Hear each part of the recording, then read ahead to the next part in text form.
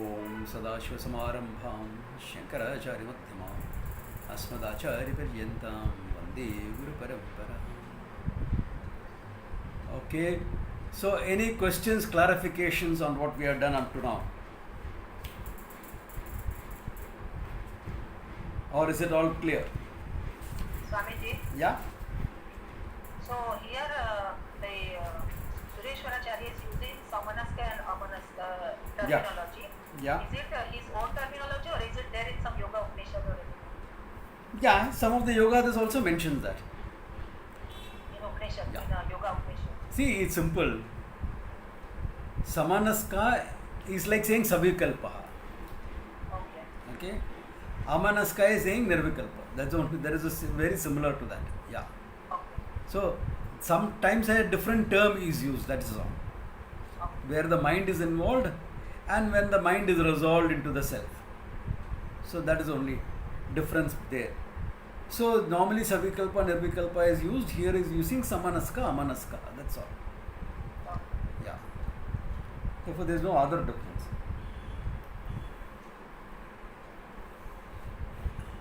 And therefore, of course, here if you notice is Amanaska is Ishvara Swarupa. And then here also said that yoga here, this is why all base all my talks on yoga on this. Many Vedanta texts use yoga as a preparation for Vedanta. Because without Adhikaritvam, you are not going to gain the knowledge anyway. So how do you gain Adhikaritvam? Various ways. So at a certain time in history, this became the most popular one, the practice of yoga. In fact, throughout, the practice of yoga became a very popular way in those days to get the mind ready. I know nowadays I have seen some yoga teachers getting upset when I say that yoga is preparation for Vedanta. They think, no, yoga is supreme, even the Upanishad it mentions. We all know what is what. Okay? We all know what is what in the whole thing. Now, this problem comes up because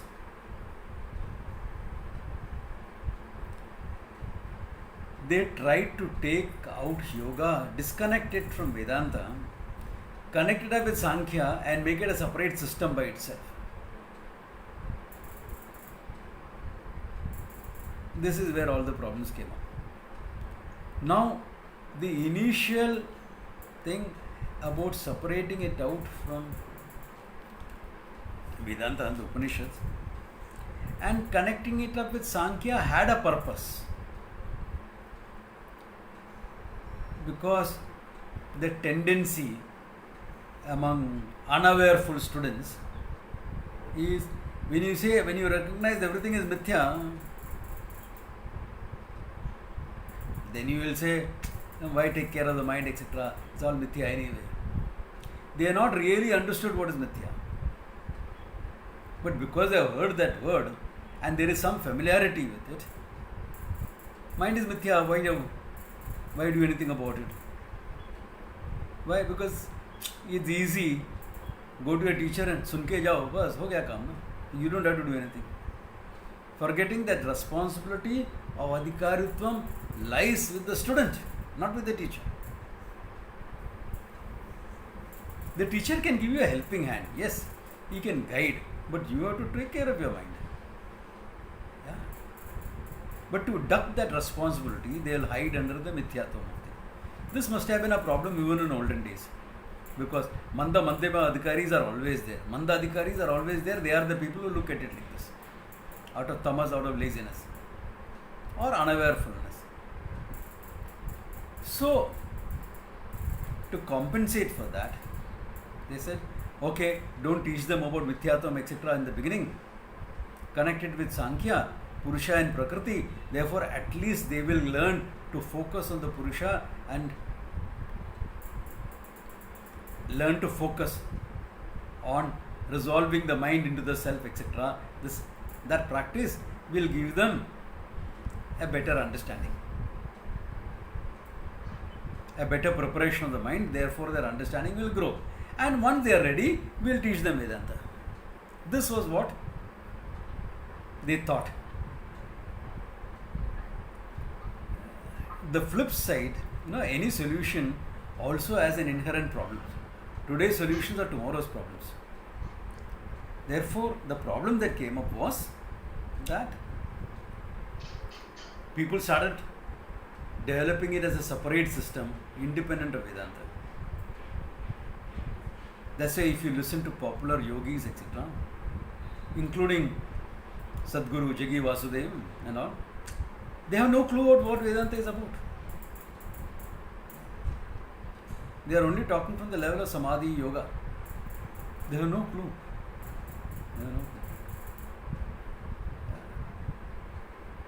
In fact, in one of the videos, I heard him say that I never prayed. I don't believe in prayer because in prayer you are telling God what to do. I have not seen a more uninformed statement than that. Prayer is an appeal, a request, a glorification, this thing. It is not telling God what to do. So this type of wrong information is dangerous. Okay? Though he speaks a lot of great stuff. Okay? Therefore, those things you can listen to it, but be a discerning listener if you are listening to him. Okay? That apart, coming back to our topic, okay? In the next few verses, he is presenting how yoga becomes a preparation. Nowadays, of course, when people go for a yoga class, all they are focused on is on asanas and little bit on pranayama. Nothing more than that. But yoga starts with yama niyamas. That's where you start is. Because without a value base, what are you talking about? Remember, it's a preparation for moksha. Yoga is a preparation for moksha. Preparation for Atma Jnana. If yoga has to be a preparation for Atma Jnana, it's a value-based study. Dharma is the basis. Therefore, values become the basis. Yama niyama becomes important. If it was just weight loss, then you can do it without all that. Yeah. Because weight loss. Weight loss, you can do a million different things anyway. Yeah. There are more effective ways of doing it also. Yeah. More effective ways of doing it. Yoga, the process is slow. But it's a good process because you're taking care of organ health before you start losing weight, etc. Therefore, it's a good process. It may be a little slow process, but it's effective. It's lasting. But that is not the aim of yoga. That's a fringe benefit of yoga. Health actually is a fringe benefit of yoga. Whereas nowadays most people do yoga for health benefits. Health is a fringe benefit. Adhikaritva, here, getting your mind set for moksha, that is the main thing. Therefore, if you are following yoga in that way, health will automatically happen. How can it not happen? Fringe benefit. That is why among students of Vedanta, etc., yoga became popular. Why? Adhikaritvam is also gained. Health is automatically gained. And it is a system of exercise which you can do when you are having limited food. In our ashrams, etc., food were always limited. Nowadays, of course, is luxurious, that's a different thing. But if you go to most ashrams, limited food. Therefore, you can't do weightlifting and things like that when you are staying in an ashram and learning Vedanta, because that requires a lot of calories, a lot of proteins, etc. Your diet doesn't have that. Nor do you need your bulging muscles. They are all show muscles, good for looking good on the screen. Commando, you show Arnold Schwarzenegger with the bulging muscles. In real life, you won't be able to function as a commando. Why? Too much of weight to lug around. Many bodybuilders have tried the marine workout and failed miserably at it. Why? Because their muscles are show muscles. You don't need muscles like that. You need what is known in an ashram setup, you need what is known as functional fitness. Health and fit enough to do whatever you have to do. including being able to get up in the early morning and meditate, etc. Do with 5-6 hours of sleep. You need to do things like that, which yoga will give you. As a form of exercise, yoga is beneficial for that.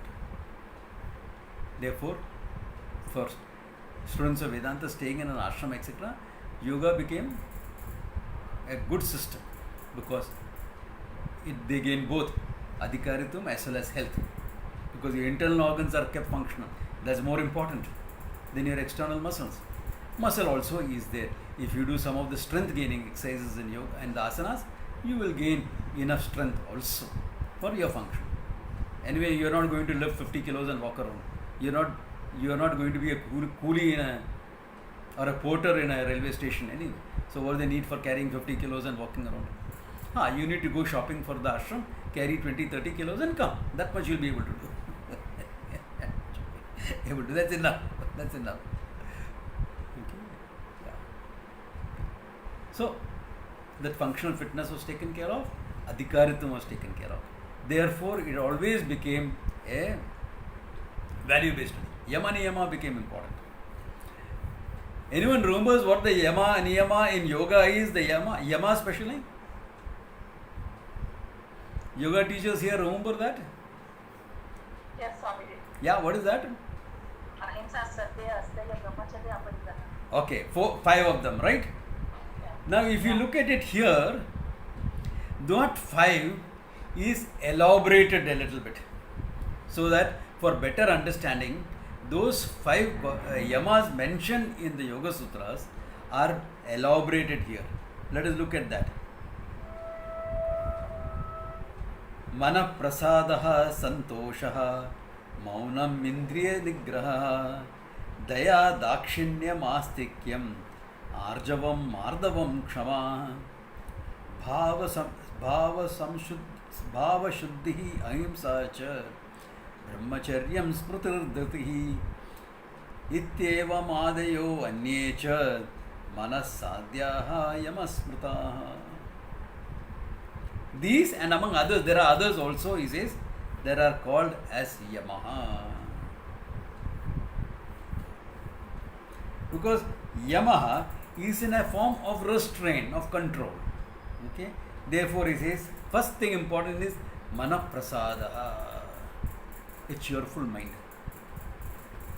A cheerful mind. Don't always be going about, cribbing about everything that is there. Everything you crib about. I see now, my God, because there is some time, etc., and I get these alerts, I sometimes see what's happening in the social media.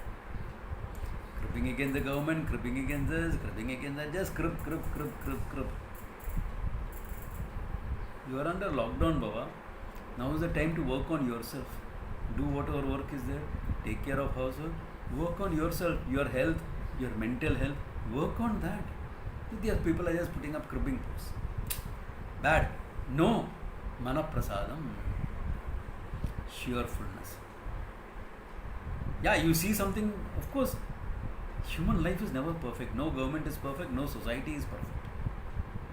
If you see something wrong and you can do something to help, please do so. Now everyone is only building awareness.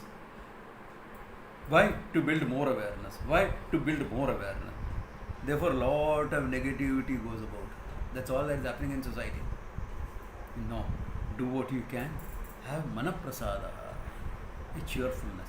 Even if you see something wrong and you are taking actions to correct it, cheerfully go about correcting it. Of course, there are a lot of things. Otherwise, you will end up frustrated. Because as a student of Vedanta, you are a sensitive, caring being. You care for people. And when you care for people, you are willing to do something. You can't stand injustice. Then do something about it. No? Why are you just cribbing? Why are you just cribbing? It doesn't help. Have a cheerful mind. To consciously cultivate a certain cheerfulness, a certain positivity without missing out on the reality of situations. See, I am not asking you all to be an optimist here. Sureshwara is not doing that. The optimist and the pessimist both have one problem. they miss the reality. So be a realist, objective, and be cheerful at the same time. It is not glass is half full or half empty. There is a glass, there is some milk in it. What can I do with it? Simple as that. There is some milk, I'm cheerful about that. Yeah. Be realist with a positivity about yourself. Therefore, that positivity is important, because we always look for nice, peaceful surroundings, so that I feel nice in that, with amidst nature, etc. I feel very peaceful and nice. But believe me, it is not the environment that dictates terms to you. It is your own mind. You are carrying your environment right here inside. I know someone who was caught up in a very beautiful farm during the lockdown. Wow, what a nice place to be caught up. But what are they doing there? Cribbing. I mean, we are caught up in a flat, we can't go anywhere. You are in a farm where you can walk around, do things, be with nature. A lot of trees are there, this is there, everything is there. Private farm. What better place to be for a lockdown? But you're sitting down and cribbing there. Cribbing against the government, cribbing against this, cribbing coin. Where is Manaprasada? The environment is great, but believe me, it's like taking a room with a view, and after some time, the view becomes commonplace. It happens to all of us. Many of you have been to our ashram in Rishikesh. When I stayed there, it was even more beautiful. Why? Because so much of crowds were not there. The slums outside were not there. A very beautiful, isolated place, with the river and the mountains, and it was beautiful. That's beautiful. But we are seeing that every day. We are busy with our studies, this, that, etc. And in the evening, you sit down and enjoy the Ganges for some time before the Arati starts in the temple. Yes. But for us, it is common. Why? I stayed there for 6-7 years. What do you expect it to become common or not? Then some visitor would land up. Oh, how beautiful, that thing, I want to go for a dip in the Ganga. Then you look at it and say, hi, yaar, it is beautiful. When did you last have a dip in the Ganga? 10 days back. Okay, you better go and have it. It has become commonplace. Therefore, it is not the environment that makes you fine. If you are fine here, if you are cheerful here, you will be cheerful anywhere. In the midst of a city, you can be cheerful.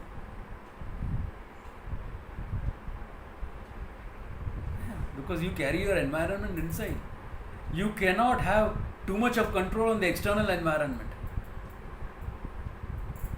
If you have small kids at home, you can't even have control over the internal environment in your home. This you can always have. Therefore, Karma Yoga, Buddhi, etc. will give you that cheerfulness. The student of Vedanta is expected to be cheerful, not a cribber. You're not a cribber. Crib about everything. No, but there is so much of injustice. Then do something about it. If you're really feeling so strongly about a problem that you see in the society, stop cribbing and start doing. I said that to a friend of mine. He got upset and now he doesn't contact me. What to do? His choice. His choice. Stop cribbing, do. If you're really feeling there is a problem, do something about it. I am lockdown, I can't do. Support others who are doing. Take out your checkbook. I don't have my salary is stopped, all these. Keep quiet. Pray. Be cheerful. That much you can always do. By going and cribbing about it and putting all these negative posts on the social media, you are not doing any service to anyone. You are only making the problem worse. Spreading negativity around. Therefore, cheerfulness inside. This media and all we didn't have to talk about before because it's not there. It is not there. But here, because it is there, I am constrained to make a point about it. Okay? What is important is mana prasadaha. Prasade sarva dukkhanam hanihi yasu upajayate. Prasanna chetasa hi buddhihi paryavitishtate. Does this verse sound familiar? Yes, Swamiji. Where is it from? Gita. Yeah, it's from the Gita. Good. Yeah. Prasade sarva dukkhanam hanihi yasu. Prasanna chetasahi. Once your mind is cheerful, buddhihi paryavitishtate. Your mind is not going to run around like a headless chicken, because the mind is running around for a headless chicken, either driven by the pressure inside or searching for happiness. Your mind is cheerful. Mind is cheerful, happiness is manifesting there. The ananda that you are is manifesting there. Naturally, buddhi will remain.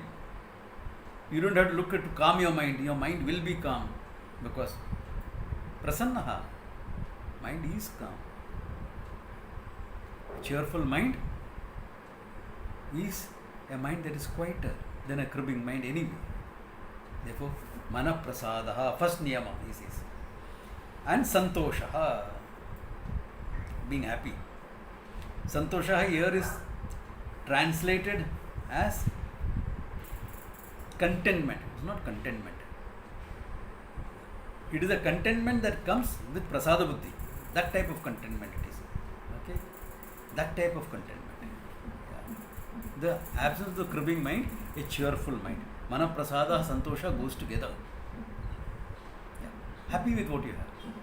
You can work for more things, of course. Nothing wrong in working for more things. But be happy, accept things for what it is, and then do what you have to do. Santosha. Maunam. Very important. Very important. Maunam. Why? Because we are always in society. Jabber. Either externally talking or internally my mind chatter is going on. I am talking to myself all the time. Fantasizing, arguing, criticizing, that goes on. Learn to stop that chatter. At least external chatter. Maunam. Yeah, important. Why? How are you going to become more self-awareful if all the time you are interacting? If all the time you are interacting with people or doing a lot of self-talk, what way are you going to become self-awareful? How are you going to recognize what is happening in your own mind? Whether it is knowledge or otherwise, how are you going to recognize that? All the time you are chattering about it. All the time. This reflects the value in the Gita called Vivikta Desha Sevitvam. Retiring to a quiet place, be quiet by yourself. Oh no, important. Yeah. Maunam doesn't mean, okay, I don't interact with some people, therefore I'll keep quiet, but I'll start writing and communicating with people. I'll start messaging and communicating with people. No, I don't do that, I'll keep watching the TV. No. Maunam, just be with yourself for some time. You'll be surprised at what you understand about yourself. Therefore, Maunam is a good thing to practice sometimes. Indriya Nigraha. Okay. Gaining some mastery over your sense organs. In lockdown, very important. Everyone put on weight. By boredom eating, na? Yeah. You know which one of the companies which is doing very well is a Bombay based company? Do you know which one? Come on, you guys are in your business and working world, you all should know more than me. Which is one company that has had a very good sale and doing very well?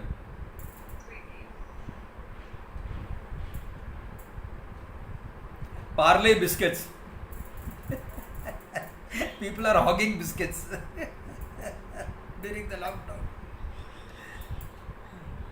Why? Boredom eating.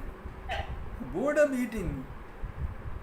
When you're bored, you're going to go and eat some biscuits or all that farzan that you kept inside your house. You're not thinking of going and doing, chalo, let me practice some yogasanas. You're not going to do that. You're going to go and eat. You're going to put on the TV. And when you're putting on the TV, you're getting a little bit bored with that. Therefore, you'll go and look for a snack. TVs and snacks go together. For me, TV and exercising go together.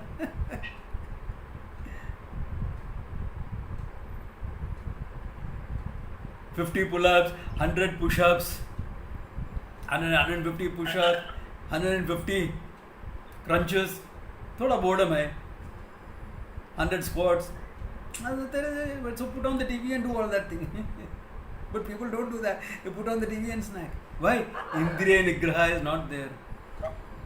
People crib. Samji, no gym. I'm putting on weight. No mastery. That's all it means. What has gym life taught you? Going to a gym should teach you about how to master yourself. How to master yourself. Instead of that, what are you doing? You're locked down. Yeah, locked down. No workout, no. Discipline that body. Learn to push yourself. Someone has not muted their mic. Please mute that mic. So master your body. Master that. Learn to say no to those things. Learn to push yourself and do things which you don't like doing. Anyway, the cook is not coming, na? So problems. So I know this couple, they are there in this class also. One of them is there. They decided, okay, anyway, making 3 meals a day is too much.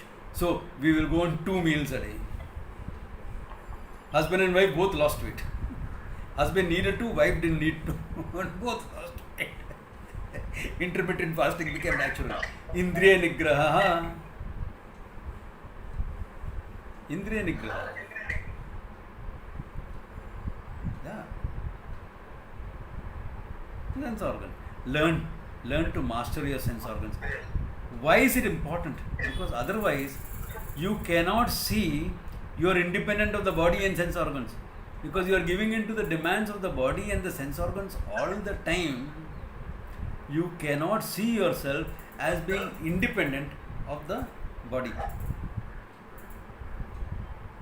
You cannot see that.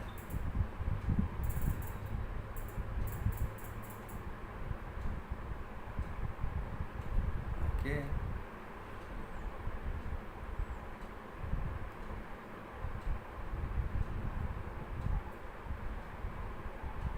Neeta Ben and Satish Bhai, please check your environment sounds.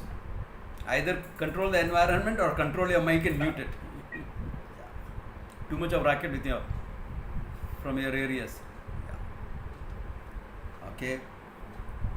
Therefore, Maunam Indriya Nigraha. Daya. Okay. To be kind with people. Compassion. Daya is compassion. Have compassion. Because all people cannot do everything. They will be what they are. So they are struggling with their minds. Like how you have struggled with yours. If you are not struggling right now, how you have struggled with yours, they are struggling with theirs. Therefore, in that context, have some compassion towards them.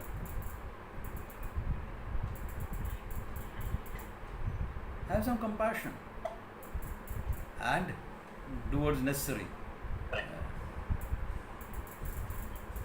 Have that compassion. Yeah. Can you all hear me?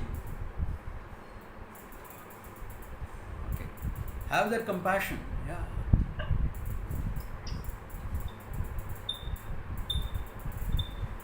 Like I need some compassion here because I asked 2 people to mute their mics. I can't mute it from here, but they are not muting it. What do I do? Compassion. Okay. They are not very aware of what is happening. They are not tech savvy. It was okay. We'll put up with some of those disturbances. Not a happy situation to be in, but okay, chalo, it's all right. Accept compassion, daya. Okay. Dakshinyam. Okay. Dakshinyam. To be generous. Generosity. Generosity doesn't always come with big money. Generosity can be something small. No person is so small that you can't help somebody else. No one is that small. Yeah. You don't make big money, right? Fine. Can you not help your maid? Can you not help her son's education? Small things. Generosity to those who need it. Dakshinyam can always be there. To be generous. You can be generous with your time. You can be generous with your knowledge. You can be generous with your emotions. Be loving and caring to people who require that. Yeah. Therefore, that sense of generosity. Okay. Dakshinyam. Astikyam. Okay. Astikyam. Astikyam is what? Shastreshu, Guru Vakyeshu, Astikya Buddhi, Vishwasaha. To take it in trust. To have some trust in the Shastra and the teacher. Very important. Okay? Because teaching Vedanta is not an easy job. It involves not only pointing out the truth, but pointing out the lacuna in people's adhikaritva. So sometimes the teacher may be constrained or will have to, as part of his duty to the student, point out certain things. At that time, the student has a choice to accept, learn and grow, or to get upset and walk away. If you have astikyam, you will accept, learn and grow. If you don't have astikyam, you will get upset and walk away. Or you will get upset, stay in the class but sulk. Very passive. And keep saying, my guru is not fair to me. He is partial to others. How much are you going to learn if this is what your opinion of the teacher is?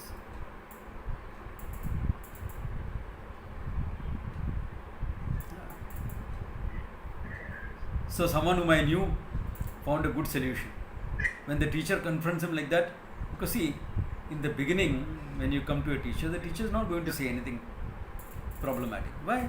Because a rapport, some trust, rapport, etc. has to be built up. Only then you can go say something. Only then you have a right to say something. Without building up some rapport and trust, you don't have the right to say anything.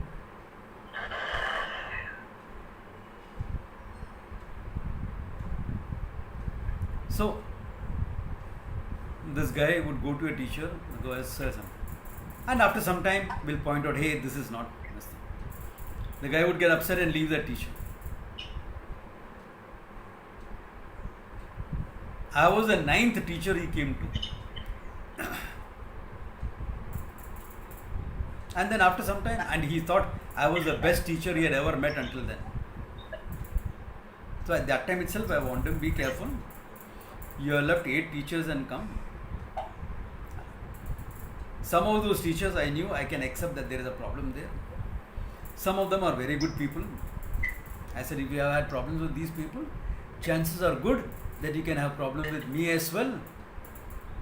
Therefore, take it easy. Take it easy. And true enough, after some time he left me. He is on his 13th teacher right now. When is he ever going to learn and grow? I feel sorry for that guy. All because the trust he couldn't have. He chose to get upset rather than learn and grow. Yeah. Astikyam will prevent that. Some Shraddha in the Shastra and the Guru will prevent that from happening. So that much, just that much is enough, not more than that. Yeah. Not more than that. Somebody came and told me, Swamiji, you are like a god. I said, no, I am human very much. I am not God. I am God as Tattvamasi. Aham Brahmasmi, yes, but not in my functioning. Why? Because that is too much of Shraddha. You are putting me on a pedestal. Once you put me on a pedestal, you won't do anything about yourself. Why? He is great, I am useless. He can do all those things, I don't have to do anything. No. The Astikyam is not meant to put the Guru on a pedestal. Astikyam is enough so that you can learn and grow. That is the focus. That is the focus. Yeah. If you don't have Astikyam, it will be like that case of that student who came to a camp of mine. He wanted to be a student. Came to a camp of mine. And then when I said yoga was a preparation, I repeated it a couple of times. He got upset and he wanted to walk away. Yeah. He went and kept cribbing about it to the whole camp. I know I can't mute them from here. From my phone, I am not being able to mute them. It's up to them to mute. I am telling you the names Satish Bhai and Neeta. Please mute your mics. Satish Bhai and Neeta Ben. Please mute your mics. It's becoming a disturbance for others, they can't hear.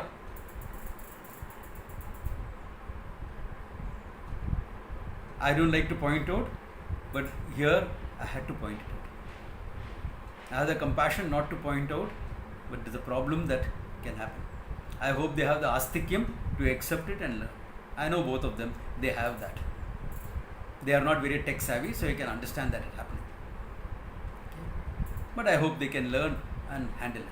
I think they have, because there is no disturbance anymore. Thank you. It is nice of you to take it positively. Okay. Therefore, this is what Astikyam is about.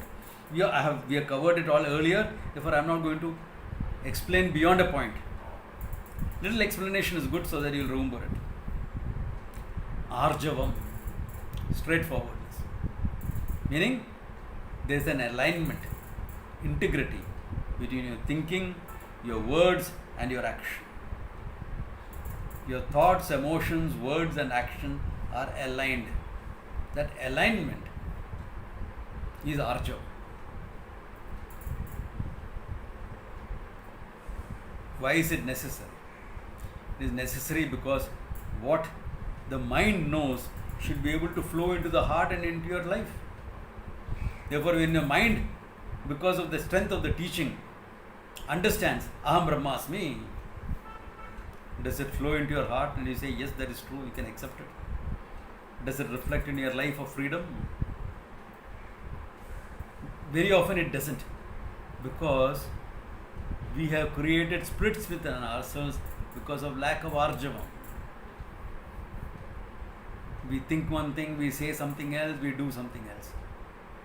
I am not saying everything you think you should say. I think this character is an idiot, I will go and tell him. Not necessary. Keep it to yourself. But whatever you say should be in harmony with your thought. And whatever you do should be aligned with your words. You should be able to walk your talk. Walk your talk. That is Arjava. Straightforwardness. If you do that, there is a certain integrity, a certain alignment in your personality. So when you know the truth, it will flow through into your life very well, without any problems. Therefore, Arjavam helps that. But Arjavam means there should be Mardavam also. What is Mardavam? A certain softness about your personality, kindness. Okay? You are not harsh with people. Just because you are straightforward and honest doesn't mean you have to be harsh with people. You don't have to be a porcupine that people are afraid to come near you. Have a certain kindness to them. Accept them for their faults, accept them for what they are. Yeah, why not? All of us are struggling with our minds. Therefore, to be gentle, kind, to be nurturing, to be caring. There are times when you have to be strict. Of course, there will be times when you have to be strict. I know. See, people come and give me all sorts of compliments at all sorts of times. I take it generally with a pinch of salt. My attitude. What to do? That is me. But there was one compliment that this young MBA student gave, which I really liked. So I used to teach this MBA classes in Indian ethos and management. Basically, their self-development issues, which is not normally taught in an MBA college, is only taught as an academic topic. It is not taught in terms of their own growth. So I was doing that. This college was visionary enough to do something like that. So at the end of that course, this girl tells me, Swamiji has been our strictest and our kindest teacher. Strict because he made us perform. When he asked us to do things, he made sure that we would perform and really meet the standards he set. Kindest because he was available for us day and night. He accepted us with all our faults and helped us. Even the night I could call him up if I was having an emotional issue or a problem I couldn't handle. That is what all of us have to be. Yeah, when you have to be strict to perform, you have to be able to do something. But can you accept people with kindness? That's called Mardava, gentleness. Being kind, gentle, available for people. So people are not afraid to approach you for something. Mardavam. Shama, forbearance. Yeah. Shama, a sense of forbearance, acceptance of people for what they are. We have seen this n number of times. Okay? Bhava Shuddhi. Bhava Shuddhi.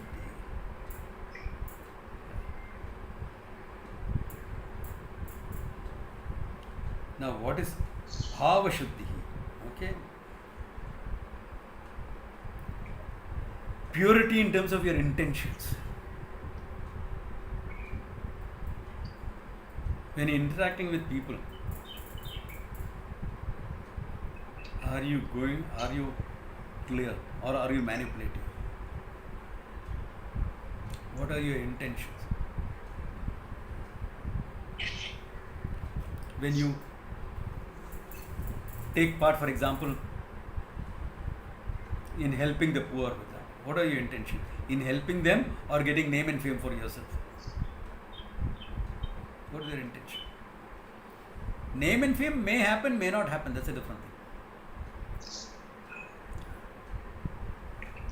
Purity in terms of clear intentions. You are clear to yourself and others. Your intentions are very clear.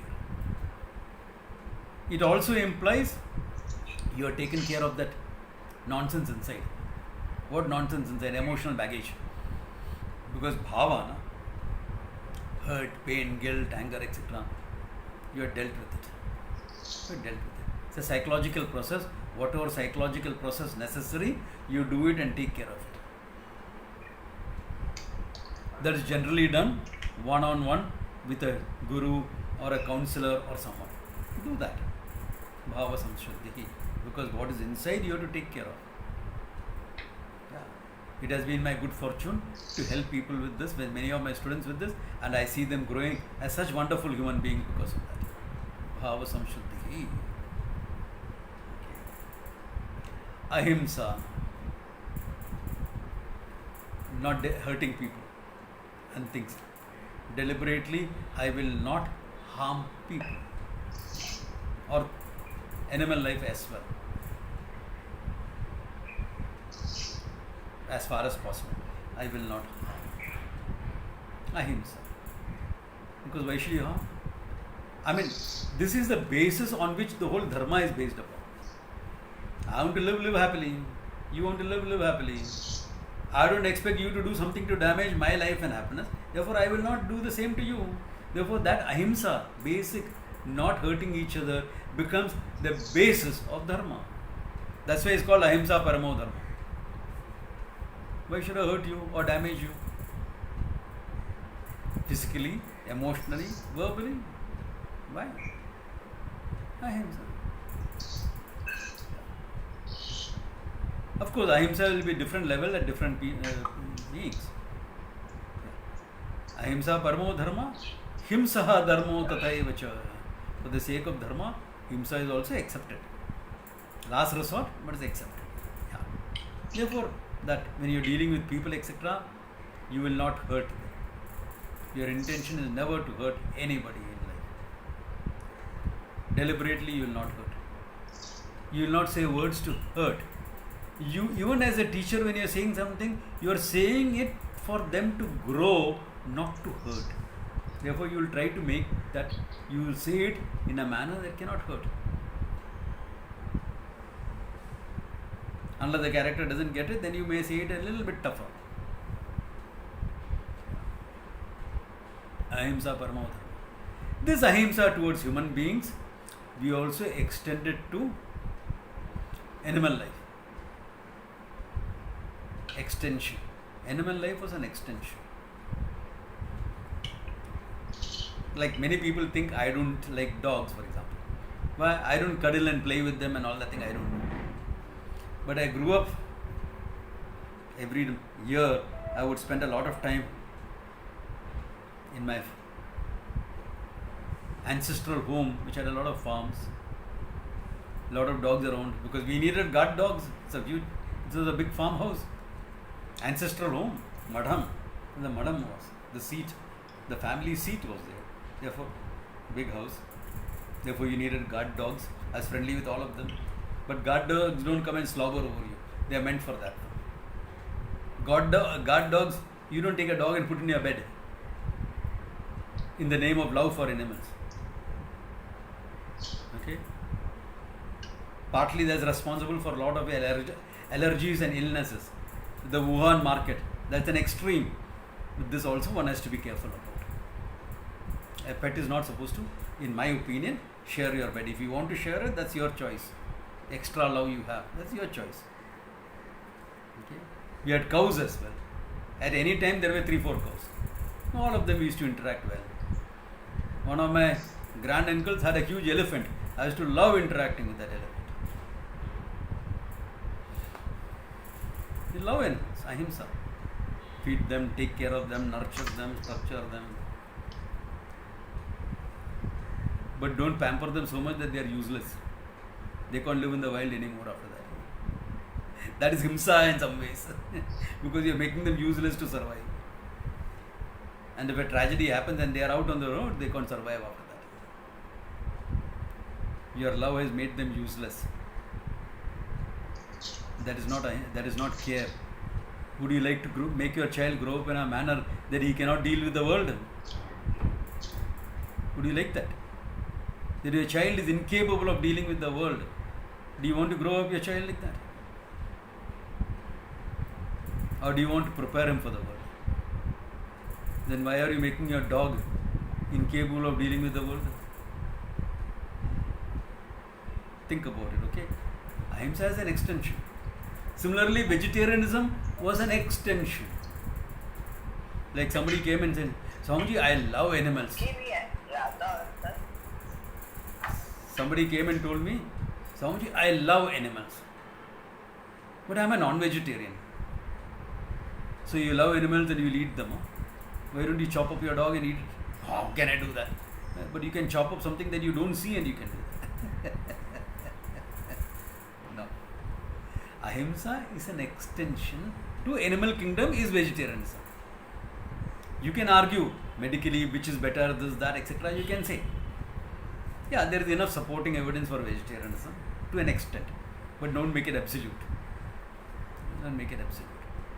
But if you are extending ahimsa, then vegetarianism is a part of the game. If you want to choose it.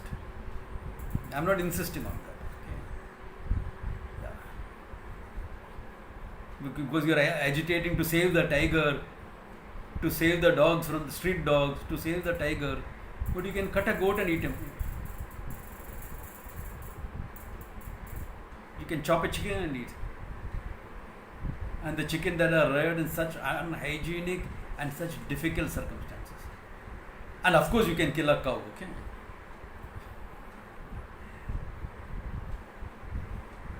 We used to revere cows because human beings in India, after mother's milk, you drank the cow's milk. Therefore, out of gratitude, you expressed your gratitude towards the cow. Because, like mother's milk you drank the cow's milk, and you continue drinking it in your tea, coffee, curds. Even if you are drinking black tea, black coffee, you are taking curds, cow's milk. Therefore, right through life, for 10,000 years, we have been doing that. Therefore, we had a certain respect. Now we don't. That's a different thing. If you're protecting the tiger and the elephant, you're an animal activist. Or you're a dog lover. But cow, no, you can slaughter it. Wrapped up values of a modern society. Anyway, my idea is ahimsa. You choose how much you want to extend it to the animal kingdom. I will choose to extend it, therefore I choose to be a vegetarian. Out of ahimsa. As I said, I am not a great dog lover that I'll put the dog into my bed. I won't do that. Yeah. The dog will be in its place, I will be in my place, and we are both happy. The dog knows I respect it, I respect the dog, and we are fine. All wildlife eat that.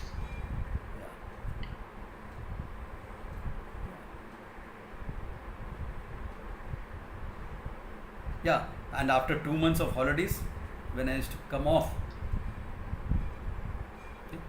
the elephant would sometimes shed tears. Why? Because he knows I will go and tell my goodbye to him. He would shed tears. Why? अभी नहीं देखने वाला एक साल के 1 year I'm going to see that. Yeah. So, ahimsa extension. You can love your animals, love your this, but also have a certain. It will become more and more necessary in today's world to keep a certain distance. I'm not fear mongering here, okay? Don't take in that. Not fear mongering, but have a certain perspective about it. Okay? Ahimsa, brahmacharyam, brahmaniyo charati iti brahmachari. One who moves on Brahma Marga is called a brahmachari. A spiritual life, one who leads a spiritual life, therefore automatically certain discipline etc. comes in. That is called brahmacharya. In yoga, literally when you are doing yoga, brahmacharya is often taken as abstinence from sex. Yeah. If you are going after the siddhis that yoga talk about, then you need to do that. Like certain siddhi, certain discipline, etc. Normally, brahmacharya, even if you are a practicing yogi, brahmacharya will mean a disciplined sex life, not excessive. So, not excessive, and this is vague. How do you know what is excessive and not excessive? A young newly married couple may say every day. Someone 50s may say twice a week. Who is to decide? Therefore, if you are a practicing yogi and you want to do that, you know what is excess and not excess. After a sexual activity,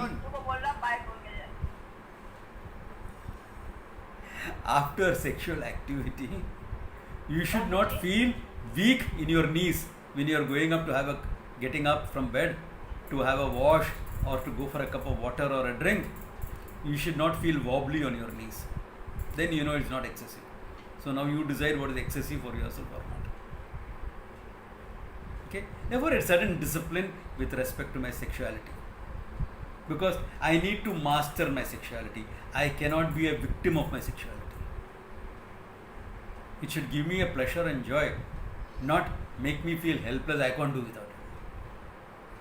So that is the aim. Therefore, to own up your sexuality and have the mastery over that sexuality itself. That's why brahmacharya was highlighted. Because there's a very fundamental urge in a human being. Therefore, mastery over that fundamental urge. Like how you gain mastery over the urge to eat through fasting, etc. So similarly, mastery over this urge also. Mastery over your need to drink by saying, no, this fast I will not drink water also. Therefore, the mastery was extended to all areas of life, including my natural urges. I wasn't mastery, that's all. Then when you are going for certain siddhis and things like that, which as a student of Vedanta we are not interested in, then brahmacharya was even stricter. No sexual activity at all. That's meant because it is meant for those siddhis. Why, etc. There's a whole theory behind it. It comes in terms of your kundalini, your chakras and all that thing. Out of context in this class. Somewhere else I can explain all that. But in today's class, it's a little bit out of context because we are talking about Vedanta, not about siddhis. Okay? Therefore, brahmacharya, this much is enough. Smritihi. Smriti is memory. Literally meaning. We are not talking about increasing your memory by all those memory based exercises. Those are good to do if you have a problem with your memory. Okay? Here when you say smriti, it means to be able to reflect on your learning, what you have learned, to be able to recall it and reflect about it, to be able to reflect on your life experiences and grow from that, because life's experiences are meant to teach you about what life is about. Nirvedamaya, to give you a sense of objectivity, and you will not gain that. You will never learn from life's lessons unless you have reflected upon it. Experience do not teach unless you really reflect and think about it. Yeah. Of course, some people will get the wrong learning also out of those experiences. Yeah. So to be able to get that, okay. Swamiji, Yeah. Can I request Sharda to please mute your mic, Sharda, please? Okay Okay. A Thank you, Chittu Sharda. ये कैसे mute करते हैं Shall either call somebody to help you with that, or or learn it before the next class. Mute करना है Okay, smritihi. Therefore, to reflect on life's experiences, learn and grow. That can happen only if you reflect upon it. Experience by itself is dumb; it doesn't teach anything. And reflect on your own biases that you have, because your bias will make you interpret it in your way. Like the joke that I always tell you. I think many of you have heard it. I don't know how many of you remember it.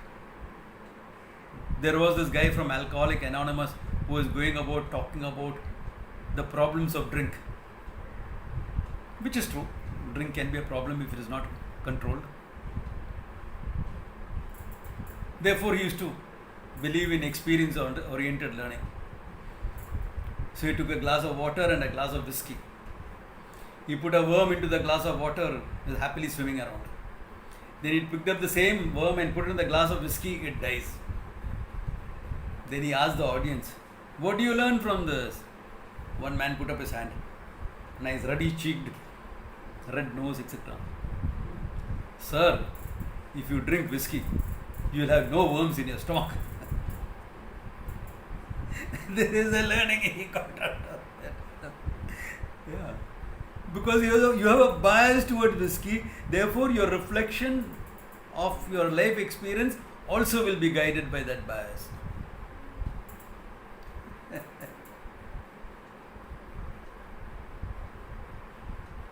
Yesterday I had a conversation with a young couple who comes to my class, and the man, he said something very beautiful.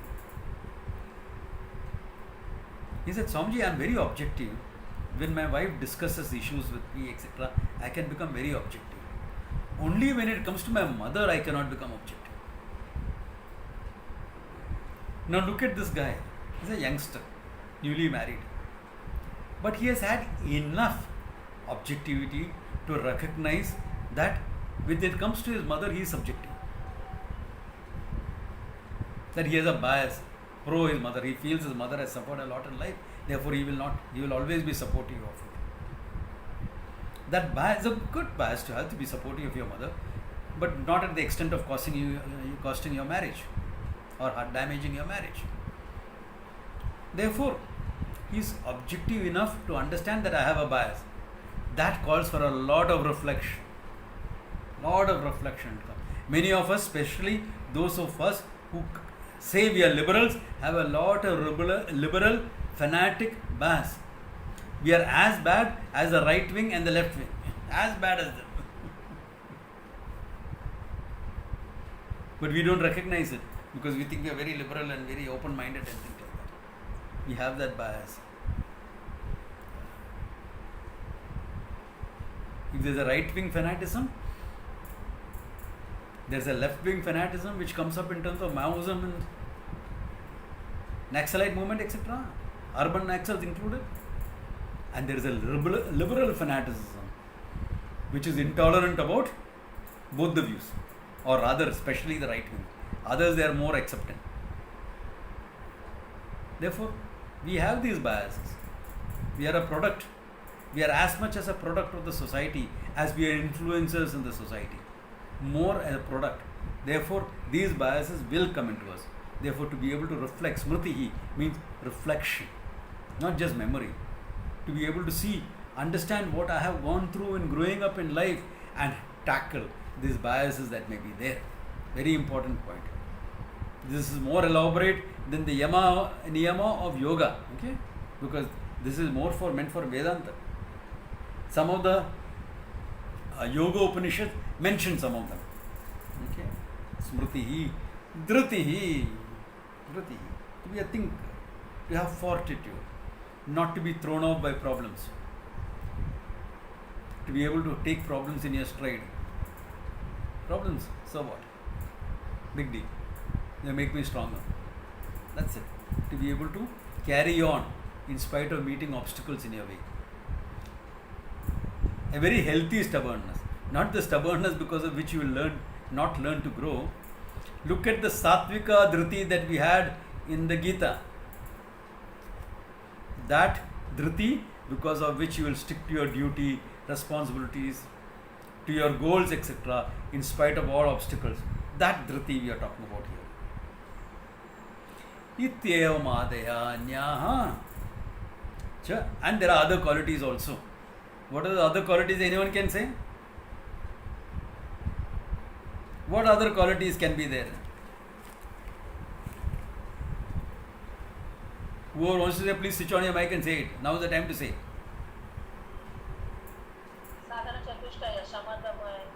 All that comes in here also. Yes?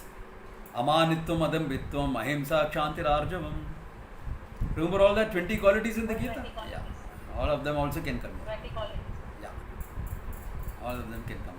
So all these will make Yamaha. Okay. Then there is some niyamas also. But this is called Yama. Any questions or clarifications on what we have done up to now? The whole thing, including Ahimsa, Dhriti, etc., all of them. If there are any, ask right now. All clear? Swamiji. Yeah? Yes, sir. Yes, Swamiji. Yes, sir. Clear, okay. Good. Because, why I am saying is because these are subtler than what it looks. Okay. Some of them are quite tricky also. Okay. Like Dakshinyam, your generosity. Somebody asked me a simple question yesterday in the class. Swamiji, in this condition, can we help beggars? Dakshinyam, generosity, no? How do we deal with beggars? So what will you say about that?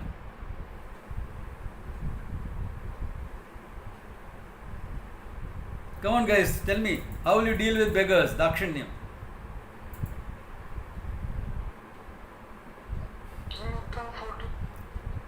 Beg your pardon? You will give them food, you are saying. Okay. You are saying to prevent it from being a profession, you will give them in kind, not in cash, right? Correct or not? Yes, ma'am. So that will require everything. They'll also include rainy season is coming. Yeah, maybe umbrella, maybe mask. Masks, yes. Do they not deserve a protection? They also deserve protection. Or are you saying good riddance, let them get COVID and die? You can't say that. It's a life outside and done. Just because they make you uncomfortable, you cannot say that. Therefore, tricky. Can you see? It's not simple. Nay, begging is becoming a profession in Bombay, which is true. It is a profession in Bombay. But what to do? Today's life, there is even people willing to work, there is no work. Then what? And that's been the condition in India for quite some time. There is no social security. We are not developed enough as a country. After 500 years of looting the country, we are still building up again. 500 years, we are exploited country. London was built on the wealth taken away from India. India became the dumping ground because there was country. In spite of it, there is still so much of wealth in the country. So after independence, we wanted to build up again. But first 70 years we lost because of socialist policies. So only now we are starting to build up. So jobs are not available. And we are starting to build up, etc. After, I think, Narasimha Rao was the first person to do some little opening up, etc. After that, coronavirus thing is shrinking again. We'll pick up again. By the end of the financial year, find we have picked up again. We have come back to what we were before the closed down, before the lockdown. But the fact remains that people won't have jobs. Therefore what? Think about it. It is not that simple. It is not a direct yes or no answer. It is not black and white. There are a million shades of grey here. Black and white is easy to handle. Correct. Daily wages are also selling in some areas. Correct. Because daily wages, where is money from? I remember one of my students, wonderful person. Her dhobi felt free. She just gives her clothes for ironing. There's a washing machine at home where the clothes there was no washing machine. But her dhobi felt free to call her up and tell her, Maji, I need some help.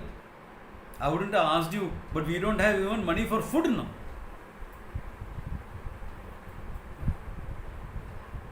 Now what do? Of course she helped them. It's a wonderful girl. She helped them. Yeah. So there is no straight answer into this. The answer is help where you can. So like that in every value, there will always be the grey areas. Kshama, forbearance. How much will you put up with forbearance?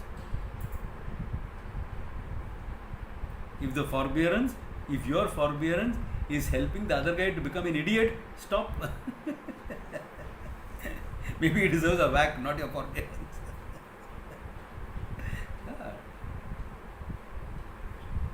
Yeah.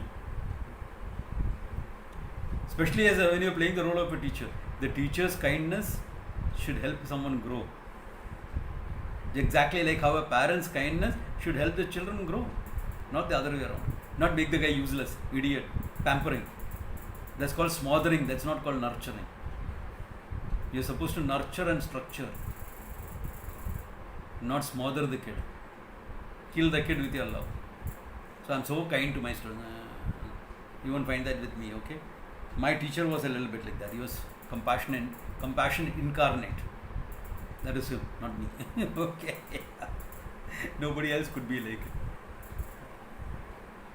And I have also told him sometimes, Swamiji, because of your compassion, sometimes I have to take a strong stand when you are getting things done. Yeah. So he used to laugh. He would say, yeah, I could manage everything but my compassion. Sometimes I am too compassionate. Therefore, there is always because remember, these are not absolute values. They are relative values. And therefore, you have to understand them in a relative sense. Cannot be black and white about it. It is always like that. Okay, so I want you to think about this, because I know these are, after all the Dakshinamurti, Sodam, Vishwam, Vashtikari, Karanataya, etc., This is coming down to basics. But this refinement of these qualities will help your understanding of Vedanta and help that knowledge to flow into your life. Therefore, it's very, very important. Even if you're an advanced student of Vedanta, it's sometimes good to look into the basics again, and so that you can see where it is working, where it is not working, why of it, and how to take care of it. Okay? So please do a lot of smriti reflection on what we have discussed today, and we'll see the niyamas and the asanas, etc. next class. Okay? Good place to stop. Om Tat Sat. I enjoyed being with all of you.